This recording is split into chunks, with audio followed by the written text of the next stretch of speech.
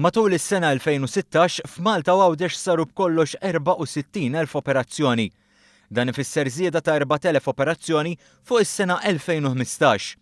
Il-figuri ngħataw mill-Ministru għas-Saħħa Chris Fearn fl-Isptar Mater Dei fejn spjega kif l-operazzjonijiet f'pajjiżna dejjem kienu tal-ogħla livell. Però kellna l-problema li n-nies iridu jistennew ħafna biex jinqdew.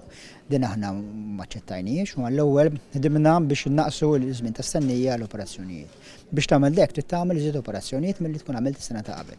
U fil-fatt waqt li s-sena l-oħra kellna rekord ta' 60,000 operazzjoni, din is-sena li għadha kemm għaddiet fil-2016 kellna rekord akbar fejn għamilna 64,000 operazzjoni. Li jfisser li qed nagħmlu aktar minn 200 operazzjoni kuljum. Il-Ministru Fearn irremarka li ma kienx sew li kienet ikun hemm dewmien hekk kif dan kienet jirriżulta fi żmien moħħli.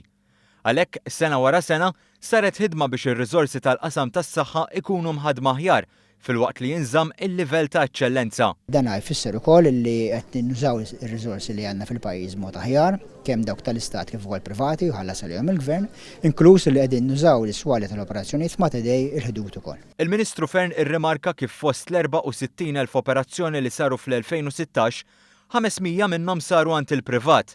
Dan minn barra dawk li saru tul il-jum tal-ħadd u fil-għaxijiet. Dan kollu qed iwassal biex kull ma jmur tkompli tonqos il-lista ta' stennija. Lista li lura fl-2013 kienet tammonta għal 7